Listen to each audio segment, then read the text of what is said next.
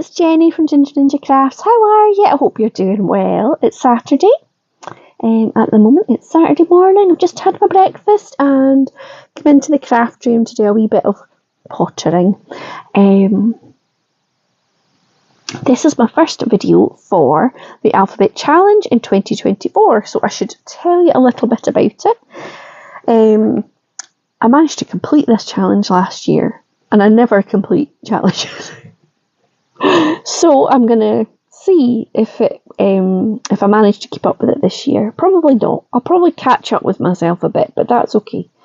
This is an open collab. Anybody can join in with it, and it's hosted by lovely Hilary at Pink Bubble Cards. I will link Hilary's channel in the description, and I'll link a video where she sort of launches this first batch of the challenge. The idea is that every week or every other week, can't remember which, maybe every second week, she picks out a letter from the alphabet and she's got a whole load of prompts for each letter, and the idea is that you make anything you like based on that prompt. So it might be a material, it might be a theme, it might be a technique, could be anything. And I think she said this year, if you don't like the prompt for that letter, you can pick something else and just let her know. You know, if it's something that you think, oh no, I'm never going to do that. Sorry, I've got an itchy nose. So that is the challenge. And you can share a video on YouTube, you can post a picture on Instagram, or you can just email Hilary and let her know what you've made and send her a wee photo. And I think at the end of each month, I think she maybe puts everybody's name in a wee hat if you've joined in that month, and picks out and sends a little goodie. I was very lucky to win one of our little packages last year, and it was thoroughly lovely. But it's good fun. And last year I found that I dug out some stuff I had in my stash that I didn't give an awful lot of love to, so that was good. And it's just quite nice to challenge yourself a wee bit and do things that are slightly out with your comfort zone. So this first week is the letter D for Dotty, and we are asked by Hilary to put our projects up or let her know what we've made by the 10th of January, which I think is Wednesday next week. So I heathered and dithered about what was I going to do, and then I decided for Dotty I would go Bokeh. So Bokeh is a kind of, well, I do it with inks. I think it's a photography thing. Or you can do it with watercolours. I dare say you could do it with anything, but I had a bit of a play and I've got a video of one of the techniques that I tried. So this is the one that I will upload a little speedy video of me making. For this one, I used a little homemade stencil, which is just a scrap of card. This was some craft cards. I have had it for a long time and used it a lot, but now that I've put these colours on it, I might have to make another one at great expense. I just used some circle dies and cut out the shapes. So I put all of the colours through this stencil. Started with a blank piece of card and built up all of these circles. I should tell you the colours I used. I used Distress ink in Peacock Feathers. And then I used oxides. This one's Blueprint Sketch. This one's Wilted Violet. And this one is Cracked Pistachio. And then the white ink that I use is this one. It's Archival Ink Pigment. It's called Moonlight White, and it's in the Brilliance range. And I think it's really good.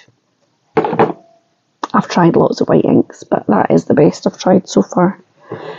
So after I'd done it, I thought that is a different way than I normally do it. It's quite busy, which you might like. So then this version, we'll call this version 2, which is more subtle, I think. I used the exact same colours of inks. I used my new brushes that I treated myself from eBay, and I just blended the inks without the stencil. I did all the colours and kind of blended them into each other. And then I went in with the white ink and the stencil and added the white circles. And I think I prefer number 2 over number 1. But each to their own. Then I decided to do it in some different colours, and I went for some more grungier colours. So for this one, I used Mustard Seed Distress ink, Antique Linen Distress ink. I think this is the first one I ever bought. And then in the oxides, I used Walnut Stain and a wee bit of Rusty Hinge. Rusty Hinge tends to like overtake things. It's quite... So then I went in with the white again, and then I decided the white with these colours had kind of... It just got a bit lost, and the colours underneath were a bit lost. So then I took my stencil again, and I didn't put any more ink on the brushes. I just used what was on it already, and I went in and did a few of the circles with the sort of faint hint of a tint of what is left on the brush. So we'll call this version 3. So let me know in the comments, what do you think? Do you like option 1, option 2 or option 3? I'm aware this is a totally different colour and feel, but sorry, I'm going to pause you and have a drink. That's better. So that's 1, that's 2, and that's 3.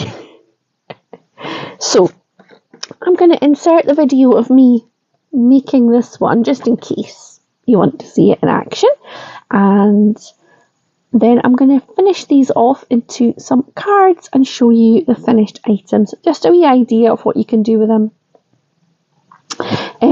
Worth a check on Pinterest because lots of people use it in different ways. So I will be back very soon. See you soon.